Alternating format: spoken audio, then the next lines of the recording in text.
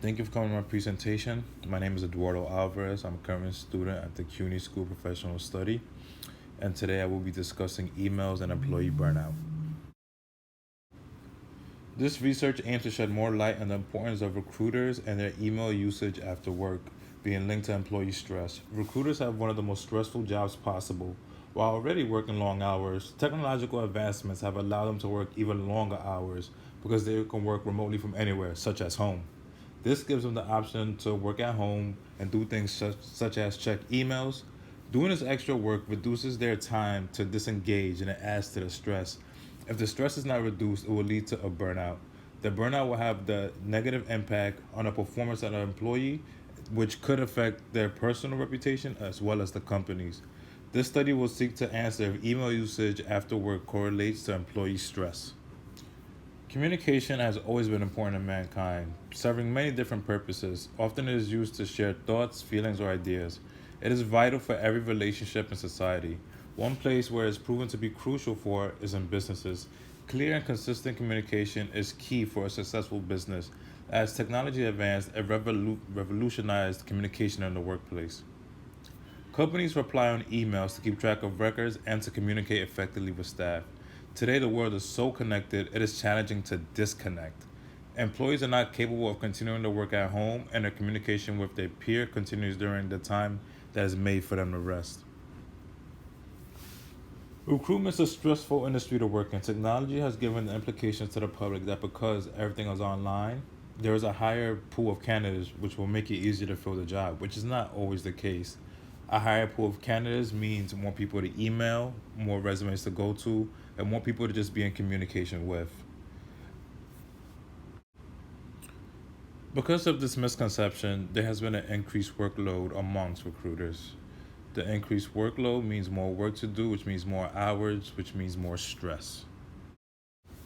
Technological advancements has changed how society views employee burnout. One no longer needs to be in the office to experience burnout. It is not possible to work longer hours without being in the office. Devices such as laptops, tablets, and cell phones have allowed people to continue working at home, thus continuing the workday. Checking emails after work is one of the ways to stay connected to work. The purpose of this study is to dive further into the investigation by investigating how checking work emails after work hours is related to employee stress. The purpose of the study is to investigate a potential relationship between checking emails and after work hours to stress. The most common form of communication is email. It not only delivers a message but also creates a paper trail on which people can be held accountable for their responsibility. Email was originally used as a method to send over files and it developed over time. As computers started to become more powerful, the government needed a way to take the information that was stored on the computer and share it. In 1971, Ray Thompson developed the ARPANET and gave everyone the at symbol, which is used as an address. He was also the first person ever to send the email. In 1998, the first commercial email was released called Microsoft Mail. Today, it is known as Microsoft Outlook. In 1996, multiple companies began to offer emails such as AOL and Hotmail. By 97, an estimated 10 million users had email accounts. In 2003, BlackBerry introduced mobile email, allowing people to check their emails away and outside from their homes. People were able to access it in public without needing to be sitting down in front of a computer. As of 2018, there was an estimated 5 billion active email users, according to Gibbs S. People have multiple email accounts to help separate themselves now. One can hypothesize that checking emails after work hours is directly correlated to employee burnout. There are several ways to define burnout. Employee burnout specifically happens when a person is both internally and externally stressed.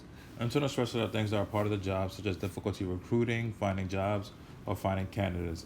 External stressors are things that are not part of the job, such as a demanding boss or a coworker that one does not get along with.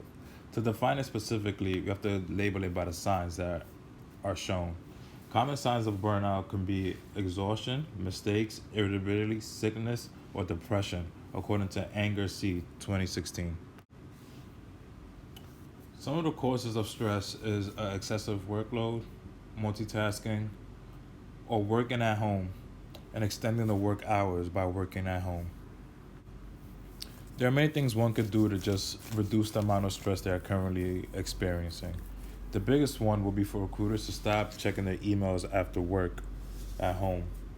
The most effective way to limit the email use is to try to keep everything at work.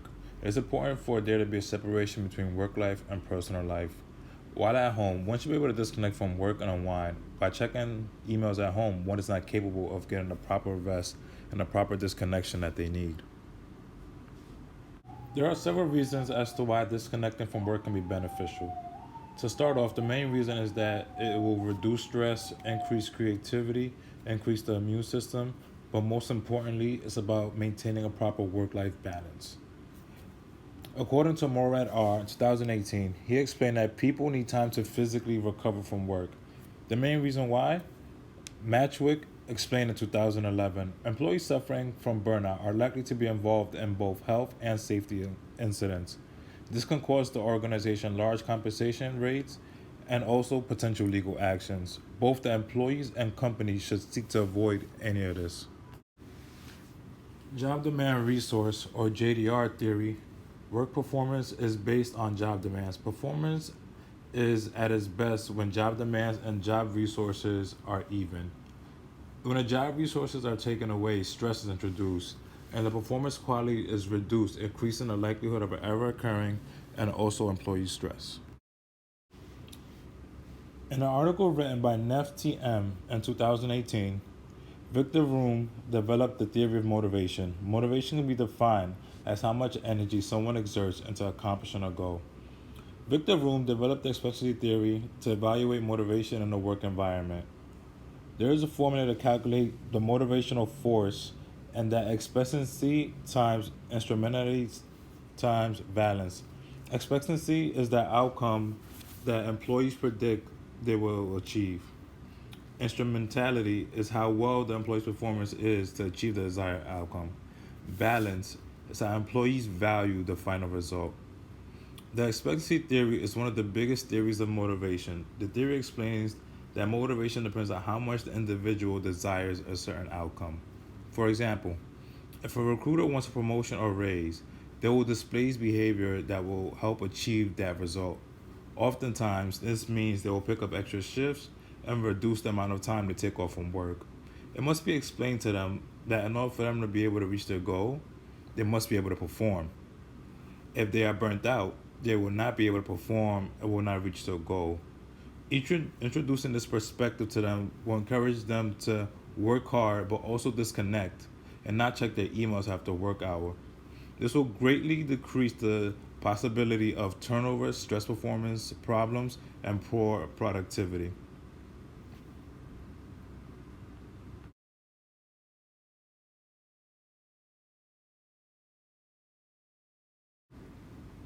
For the study, there will be a need of 50 participants.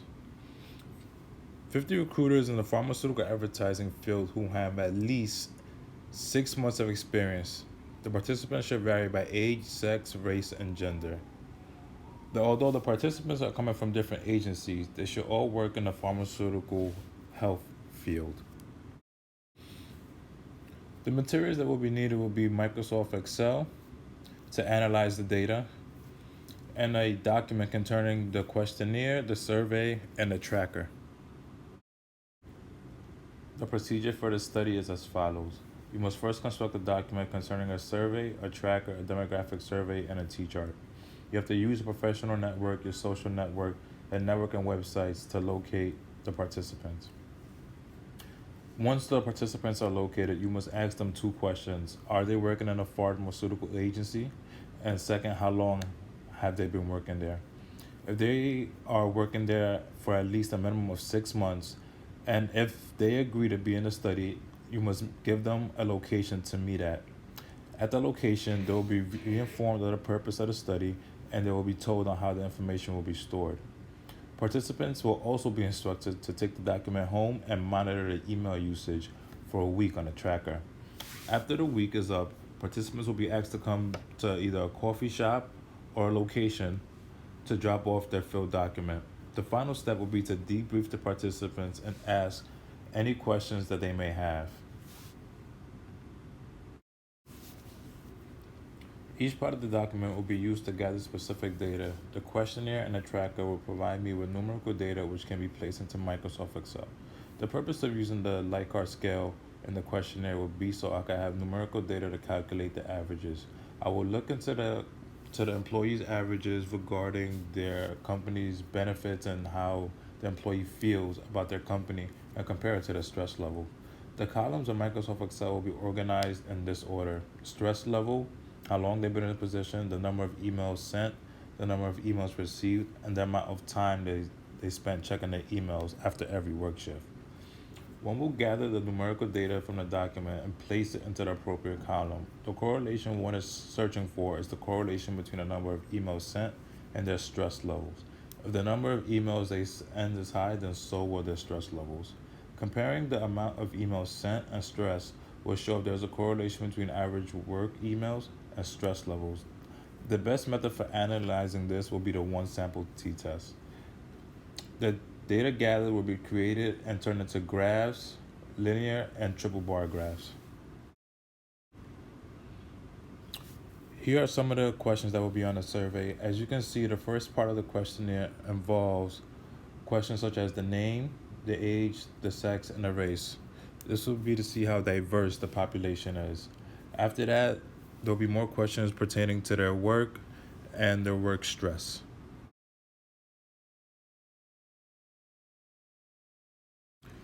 This is the tracker the participants will be asked to fill out on a daily basis for a week. At the end of the week, this will be the tracker that the participants will have to hand back to one. Thank you for taking time to listen to my study. Any questions, comments, or concerns, I will be looking forward to reading those and addressing them on the discussion board. Thank you.